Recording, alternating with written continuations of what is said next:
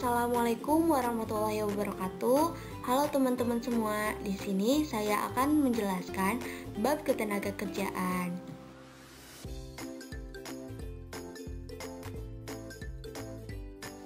Nah, kali ini pada bab ketenagakerjaan memuat tentang pengertian, jenis-jenis tenaga kerja, masalah ketenagakerjaan, upaya meningkatkan kualitas tenaga kerja, sistem upah, dan pengangguran.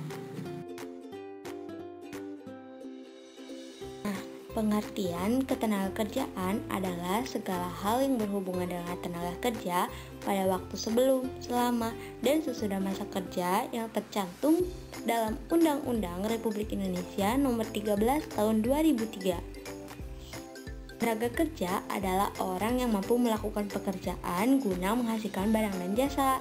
Kemudian, kesempatan kerja adalah tersedianya lapangan kerja bagi angkatan kerja yang membutuhkan pekerjaan. Yang terakhir, angkatan kerja adalah penduduk usia produktif yang telah bekerja atau masih mencari pekerjaan. Selanjutnya, jenis-jenis tenaga kerja. Jenis-jenis tenaga kerja dibedakan menjadi dua, berdasarkan jenis kegiatannya dan berdasarkan keahliannya. Berikut berdasarkan jenis kegiatannya. 1. Tenaga kerja rohania atau non-fisik mempunyai ciri-ciri lebih banyak menggunakan proses pemikiran, gagasan, dan ide.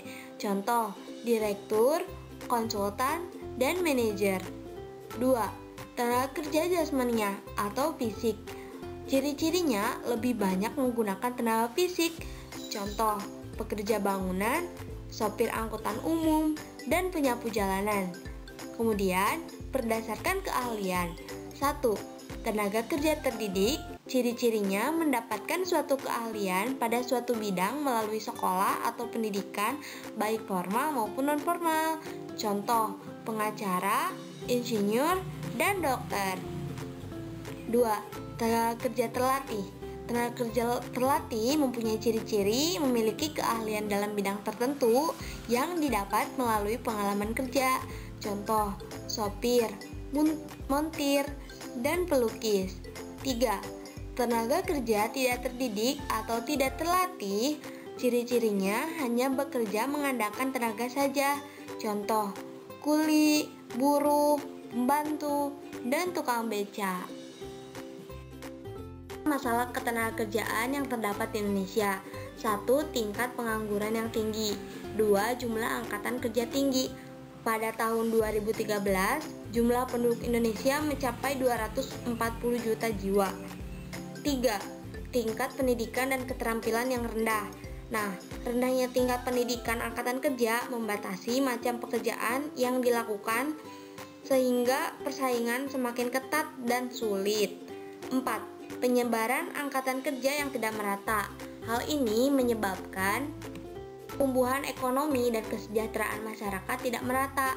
Selain itu, penyebaran angkatan kerja juga tidak merata. Nah, yang terakhir, pelindungan kesejahteraan tenaga kerja yang belum maksimal. Nah, dapat dilihat dari standar upah yang belum memenuhi kebutuhan masyarakat, kondisi tempat kerja yang buruk, dan ketidakadilan dalam dunia kerja. Upaya meningkatkan kualitas tenaga kerja. Yang pertama ada peran pemerintah.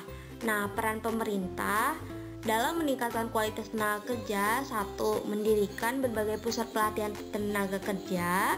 2. Meningkatkan mutu sekolah kejuruan. 3. Menciptakan kondisi yang kondusif yang bertujuan untuk melatih orang menjadi manusia terampil, berinisiatif, dan kreatif.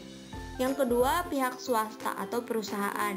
Nah, peran pihak swasta. 1. Menyediakan kesempatan kerja bagi siswa atau mahasiswa di mana pihak swasta ini bekerja sama dengan sekolah atau kampus. Yang ketiga yaitu individu. Individu yaitu membekali diri dengan berbagai hal, menanamkan jiwa wirausaha.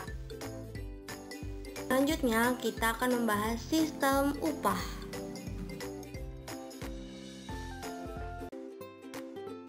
Nah, apa sih sistem upah? Sistem upah adalah hak yang diterima dalam bentuk uang sebagai imbalan terhadap jasa pekerjaan yang telah dilakukan. Adapun tujuan upah menarik pekerja berbakat agar bekerja di perusahaan tersebut, kemudian mempertahankan pekerja terbaik untuk tetap bekerja dan tidak berpindah ke perusahaan lain. Kemudian jenis-jenis sistem upah dibagi menjadi 5. Yang pertama, menurut waktu, upah dibayarkan berdasarkan lamanya melakukan pekerjaan.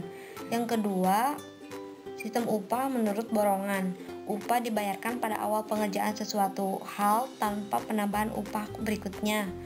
Yang ketiga, sistem kompensatif, upah dibayarkan atau diberikan kepada pekerja berupa saham perusahaan.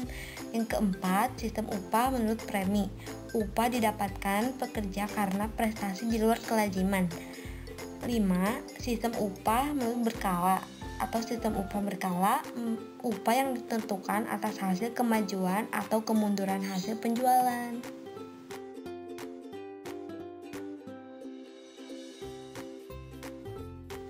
Faktor yang mempengaruhi sistem upah. Yang pertama, permintaan dan penawaran tenaga kerja. Jika penawaran lebih besar daripada permintaan, tingkat upah cenderung turun. Sebaliknya, jika permintaan tenaga kerja lebih besar daripada penawaran tenaga kerja, maka upah cenderung tinggi atau dinaikkan. Yang kedua, kesepakatan pemberi kerja dengan penerima kerja. Jika pemberian upah dilakukan ketika adanya persetujuan dari kedua belah pihak penerima maupun pihak pemberi. Yang ketiga, kebijakan pemerintah atau upah minimum. Pemberian upah dilakukan dengan menyesuaikan upah minimum sesuai daerah pekerja sesuai dengan peraturan pemerintah nomor 25 tahun 2000.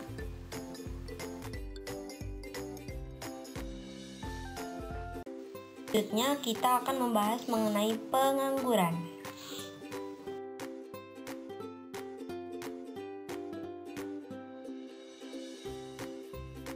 Seperti yang kita tahu, penganggur adalah orang yang tidak mempunyai pekerjaan atau yang sedang mencari pekerjaan ataupun yang sedang mempersiapkan sesuatu usaha yang baru. Adapun jenis pengangguran dibedakan menjadi 2, yaitu menurut faktor penyebab terjadinya dan menurut lama waktu kerja. Pertama, pengangguran konjungtur atau siklis. Ialah pengangguran yang berkaitan dengan turunnya kegiatan perekonomian suatu negara. Yang kedua, pengangguran struktural. Nah, pengangguran struktural ini adalah pengangguran yang terjadi karena perubahan struktur atau perubahan komposisi perekonomian. 3. Ada pengangguran friksional. Pengangguran friksional ini adalah pengangguran yang terjadi karena kesulitan temporer dalam mempertemukan pemberi pekerjaan dan pelamar kerja. Yang keempat adalah pengangguran musiman. Pengangguran musiman adalah pengangguran yang terjadi karena pergantian musim. Ada waktu yang tak terpakai karena tidak ada pekerjaan dari musim yang satu musim ke yang lainnya. Kemudian, jenis pengangguran menurut lama waktu kerja. Yang pertama, pengangguran terbuka. Pengangguran terbuka ini adalah situasi di mana orang sama sekali tidak bekerja dan berusaha mencari pekerjaan. Yang kedua, setengah menganggur.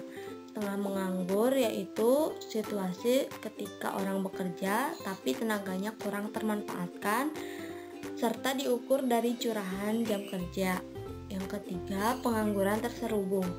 Pengangguran terselubung terjadi karena tenaga kerja tidak bekerja secara optimal, yang disebabkan adanya ketidaksesuaian antara pekerja dengan bakat dan kemampuannya.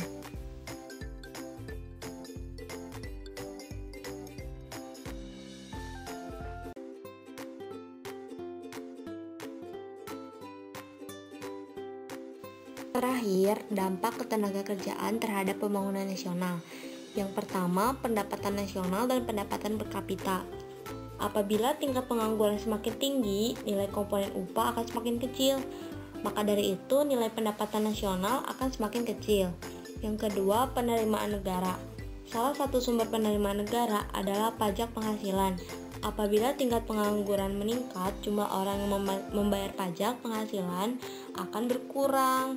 Maka dari itu penerimaan negara berkurang. Yang ketiga, beban psikologis. Nah, beban psikologis ini berdampak negatif pada pekerja, salah satunya merasa minder, status sosial yang belum jelas. Yang terakhir, biaya sosial. Nah, semakin besarnya jumlah penganggur, akan semakin besar biaya sosial yang harus dikeluarkan. Nah, biaya sosial itu mencakup biaya atas peningkatan tugas-tugas medis, biaya keamanan, dan biaya proses peradilan sebagai akibat meningkatnya kejahatan. Kemudian, cara mengatasi pengangguran. Menurut Pengangguran Siklis, cara untuk mengatasi pengangguran yaitu meningkatkan daya beli masyarakat. Dalam konteks ini, daya beli masyarakat dapat meningkat apabila mereka mendapat tambahan penghasilan. Pemerintah juga harus membuka proyek yang bersifat umum, seperti jembatan, irigasi, dan kegiatan lainnya. Yang kedua, menurut Pengangguran Struktural, upaya meningkatkan pengangguran yaitu meningkatkan mobilitas tenaga kerja dan modal yang ada. Yang ketiga, menurut Pengangguran Friksional. Nah, cara mengatasi pengangguran friksional yaitu mengusahakan informasi yang lengkap tentang permintaan dan penawaran tenaga kerja, hingga proses pelamaran, seleksi, dan pengambilan keputusan menerima atau tidak berlangsung lebih cepat untuk menyusun rencana penggunaan tenaga kerja yang sebaik mungkin. Terakhir, menurut Pengangguran Musiman. Cara mengatasi pengangguran musiman yaitu dengan melatih seseorang agar memiliki keterampilan untuk dapat bekerja pada musim tertentu. Maksudnya, pengangguran seperti ini dapat diatasi dengan pemberian informasi yang lebih jelas tentang adanya lowongan kerja pada bidang lain dan melatih seseorang agar memiliki keterampilan untuk dapat bekerja di masa yang akan datang atau musim tertentu.